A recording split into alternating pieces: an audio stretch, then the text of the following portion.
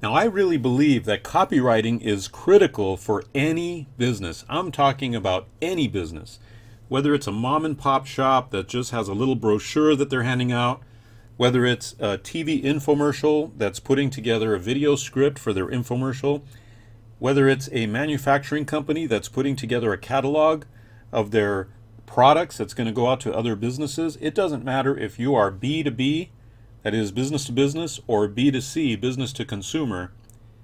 You need excellent copywriting. And I see a big blind spot in a lot of businesses because they don't pay much attention to copywriting, and it shows. It's very evident.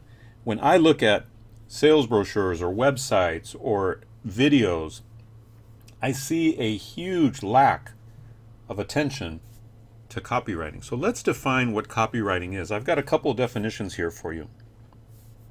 First of all, the easiest way to define copywriting is it's salesmanship in print. And salesmanship in print is just like it sounds. It's as if you took a salesperson and you wrote out their entire presentation in the form of a script. Now, a professional salesperson is going to have a really well-defined script and a really well-defined sales flow as to how they present things and in what order they present those things. And that's what we're going to discuss today. Another definition of copywriting is a carefully crafted web page, sales letter, video, script that compels people to buy. The entire goal of good copywriting is to sell a product or service.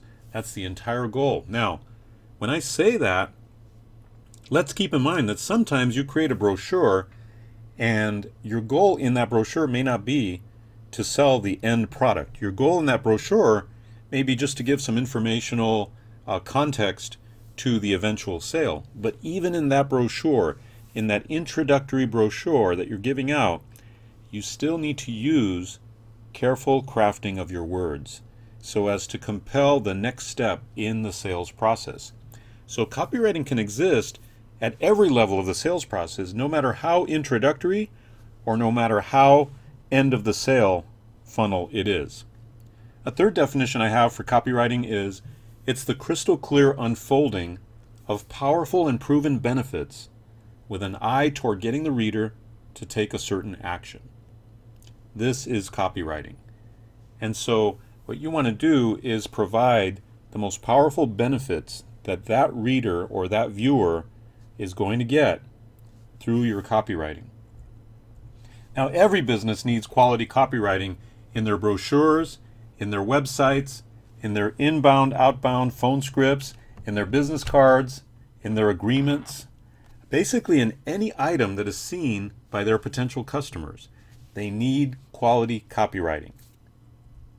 Now, let's look at the anatomy of a sales letter, because there's an age-old formula that copywriters use, and it's especially helpful when you're just starting out your sales letter. And this formula is very simple. It's AIDA, as it says here, which stands for attention, interest, desire, and action.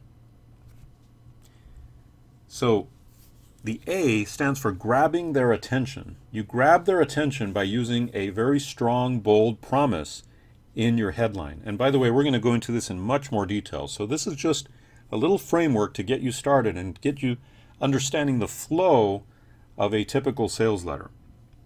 The I stands for interest. You want to start to develop interest in the solution that you have for the client or for the customer.